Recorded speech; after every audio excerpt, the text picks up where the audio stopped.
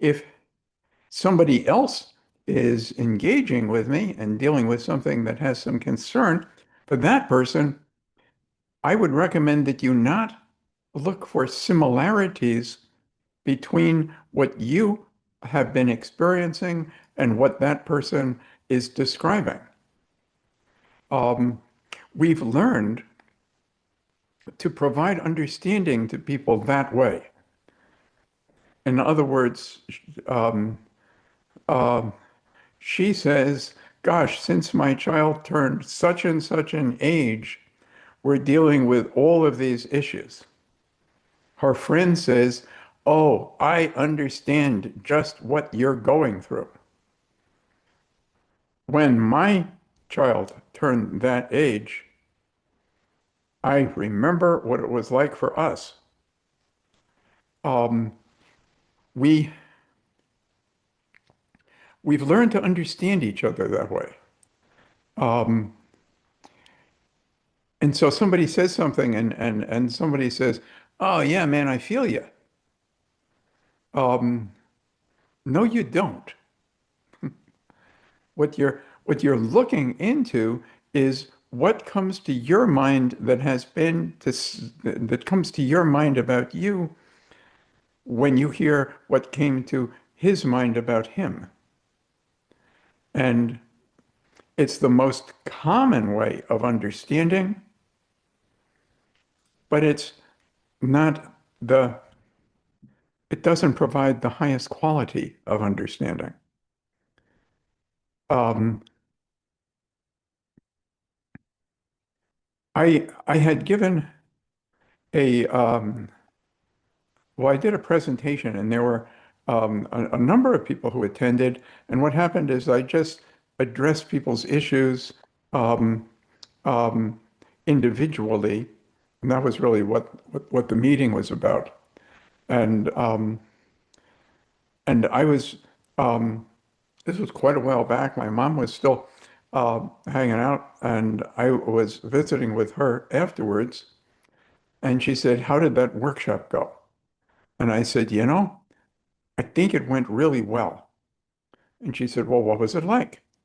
And I said, well, it kept changing, because I was addressing people who look to address a particular issue. And, each person had a different thing. Gosh, I'm remembering that workshop now. I haven't thought of it in a long time. One guy told me that he had just moved into this beautiful condo and it had a lovely balcony on the 15th floor or something, and that he'd been spending significant time out there in the balcony looking over at the view and deeply considering jumping off the balcony. And that was in a gathering like this, except for it was live. So there was that, and there was something else and something else. And then there was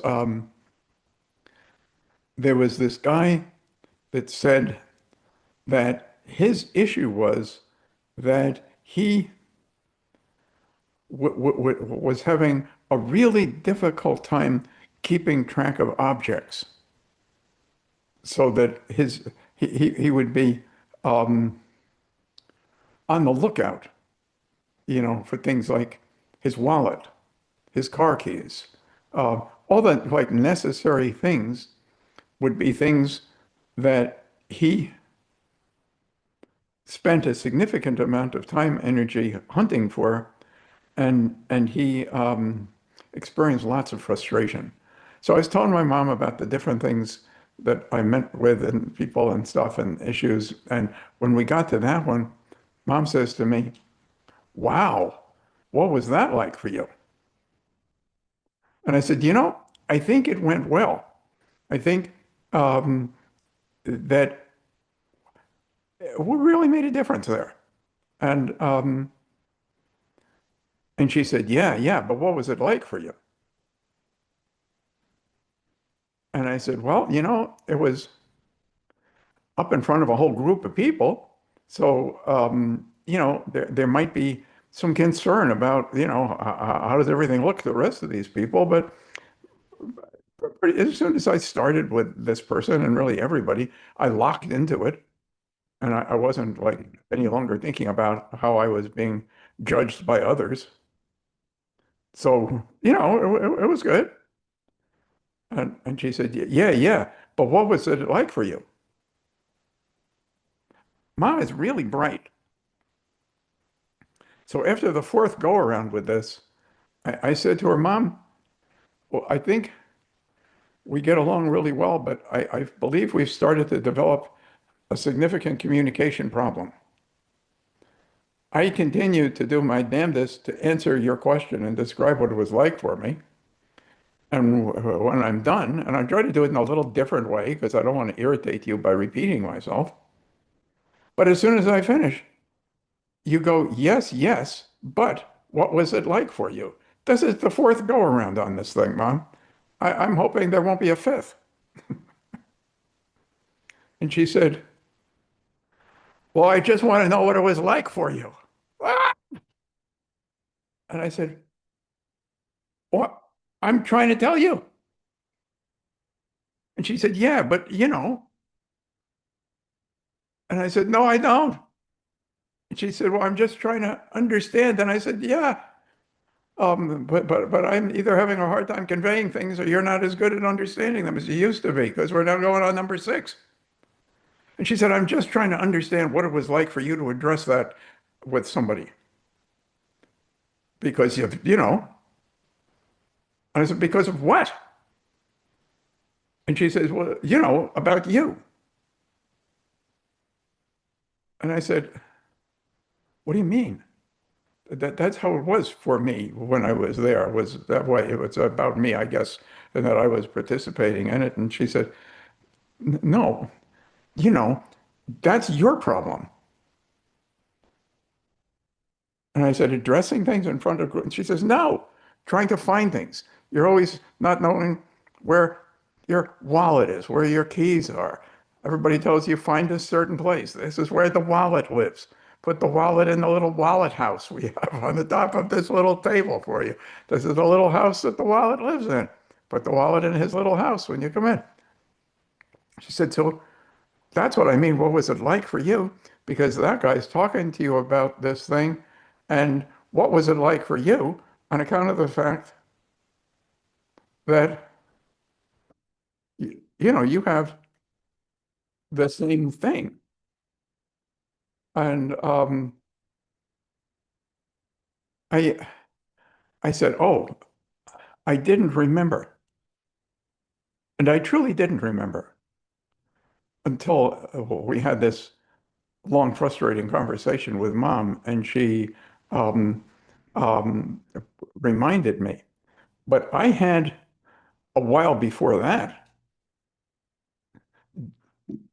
sort of decided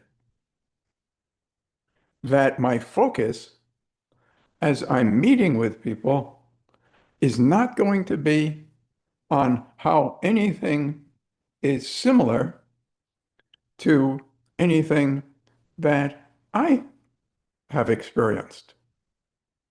Because if it happens that way, I'm looking for the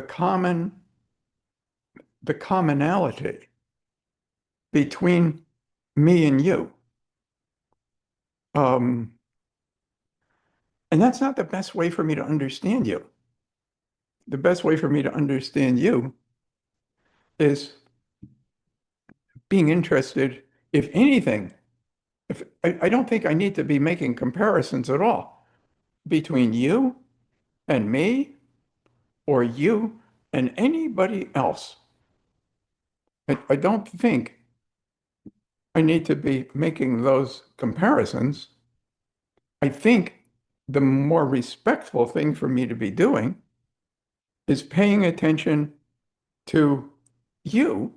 And if I was to make any comparison at all, the thing that would be of interest is how is it different? How is it different? Because if we can recognize the differences, then we see um, we see a richer landscape. Um, and things are more vibrant. So anyway, that's not what I even wanted to talk to you about. What what I was asking, what I was thinking to ask is something else. Think of something that occurs to you that you believe it would be a good idea for you to do or to stop doing, and that would cause a significant improvement in your life. So have something come to mind. Like I've noticed things like that have been coming to my mind. Um, but one of those come to your mind. And what I want you to check for is as you think about this thing, that if you did it, would improve your life significantly, do you, with that, have the thought that you should have already done it?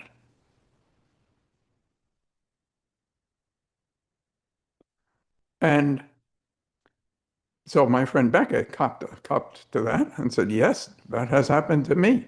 See, we have all this in common. Ah, that's what I spent the first whole thing talking about not doing. But yes, so she's experienced that. I bet others have experienced that. I can certainly tell you that I've had that experience. And what I was noticing about it is here's what that experience does.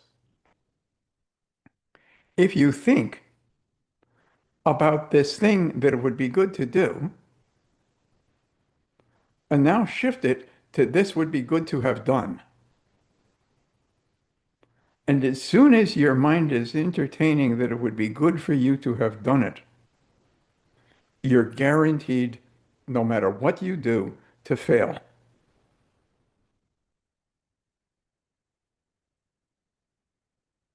Because no matter how simple the damn thing is,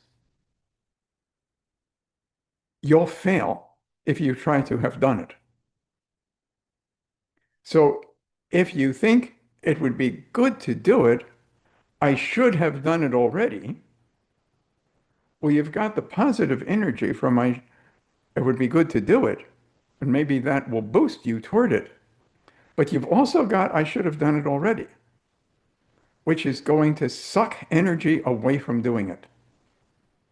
It'll suck energy away because your mind knows very well that you're never going to accomplish that. And so you begin with this sense of defeat. I'll never do it. And also with this sense of being, a screwed up, misaligned, broken person who hasn't done what she was supposed to have done. Why not? Because you're freaking defective. That's why not. I mean, blah, blah, blah excuse. But come on. Shouldn't you have done it? Shouldn't you have found a way? Yes, I think I should have. Well, there you go. So that proves that you're misaligned. You're screwed up. You don't have your brain working right. So now aren't you motivated? No, they're not. No. Oh, okay. I'm just trying to help you here. Stop. And just pick any other life form other than a human, a duck, a tiger, a seagull, anything. And as you look at that thing, get it that that particular creature has never had that thought. You lock it up in a cage and it's trying to get out of the cage. It doesn't think it should have already gotten out of the cage. It doesn't ever think that. So this is a dysfunction that comes with our advanced, dysfunctional, complicated human minds. And the solution I would give you is to recognize, and this is hard maybe at first to fully recognize, but if you hang out with us in the RRT world for a while, you begin to recognize that there's nothing you could have done that you haven't done. and nothing you could have avoided that you did do. And the same goes for everybody else. And when you can integrate that and really get that, you know what disappears? All guilt. You know what else disappears? All shame. You know what else disappears? All resentment. And there are all these people interested in mind-body healing. How can I use my mind to heal my body? Well, step one, eliminate guilt, eliminate resentment, eliminate shame. Nobody should have done it any differently. Think of the worst human being you could imagine, even him. See, I knew it was a guy. Um, it was, wasn't it? How many, when I said the worst human being you can imagine, how many thought of a woman? I got it. So we get all the blame. We're used to it. You guys are just all pissed off because of, the problems you have, with your anatomy and stuff. Um, but we'll kick that completely politically incorrect horror show around sometime